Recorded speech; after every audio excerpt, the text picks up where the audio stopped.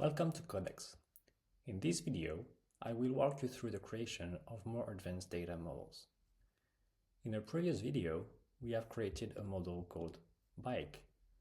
We also created items to describe an actual bike, like a city bike. This worked fine, but it had limitations. Right now, the bill of material, which lists all the subparts of the bike, is just a list of text fields and numbers.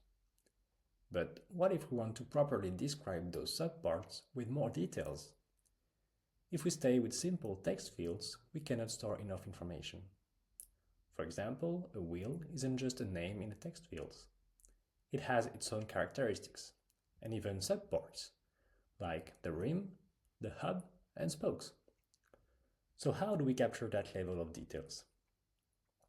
One option would be to create a model wheel, just like we did it for the bike. This wheel model could have a name, a description, a documentation, and its own bill of materials. Doesn't that sound familiar? It's exactly the same as the bike model, and that's the power of Codex. Instead of creating separate models over and over, we can design a general model for any part, whether it's a bike, a wheel, or a frame. Let's do it together. But first, let's have a look at the existing bike model. In this model, the bill of material is a list of text fields and quantities. We need to add more details. Every bill of material item should also point to a part. Now let's create the model together. I will store them in a folder called Models for Bike Example. First, let's create a model called Part. New model, Part, and validate. This model part has a name, a description,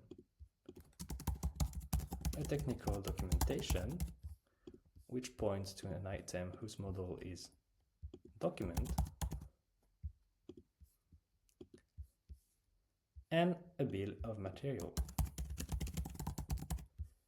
which is a list of bill of material items, and validate. Then we will update the existing model called bill of material item. Let's add a reference to an actual part. Let's create an attribute part, which points to the model called part, and validate. With these two models, part and bill of material item, we can now describe any object in details, from a bike down to its smallest components. Let's create an actual bike. Let's add a new item called city bike. New city bike. And we use the model part and validate. This new city bike has a name, a description, a technical documentation, and a bill of material. Let's add one wheel, one frame, and one seat. Two wheels.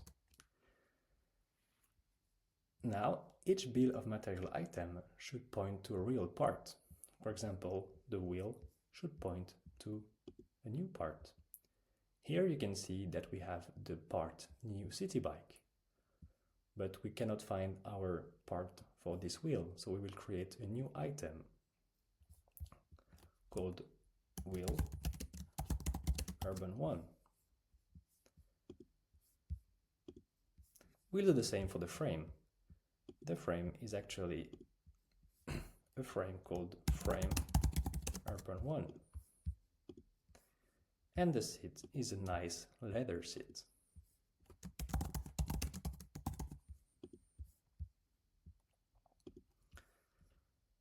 Now, every bill of material item points to a real part. Now, what if I want to add some more information about the part wheel urban 1? I can simply click on it and fill in all the information.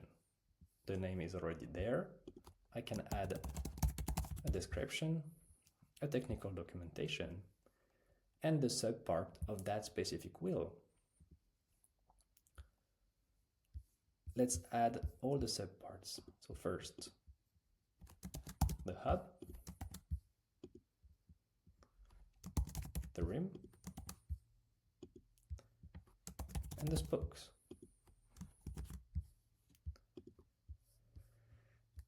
And again, these parts should point to actual parts. Let's do it for the hub.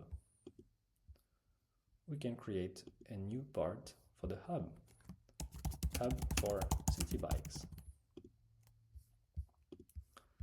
So if I go back to my Wheel Urban 1, I can see that the hub points to the hub for city bikes.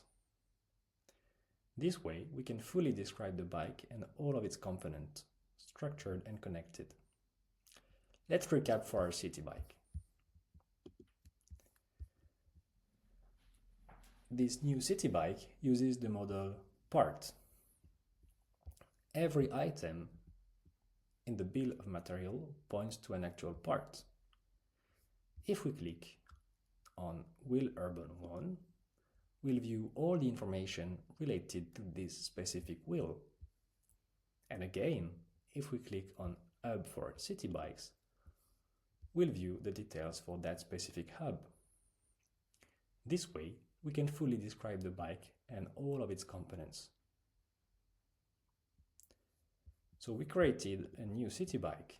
Now let's create another bike, an electric city bike. New item, electric city bike. And we use the model part and validate.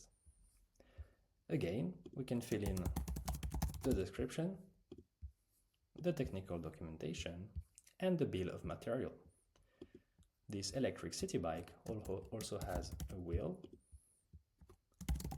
a frame, and a seat.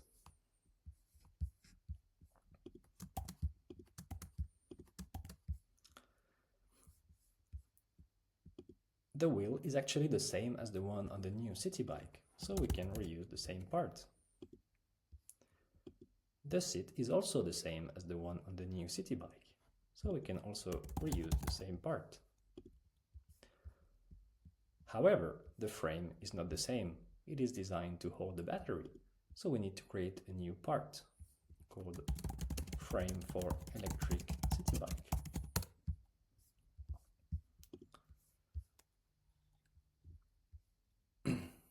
As you can see here, this electric city bike has a wheel, which is the same as the city bike, has a seat, which is the same also as the city bike, and has a frame, which is different from the city bike.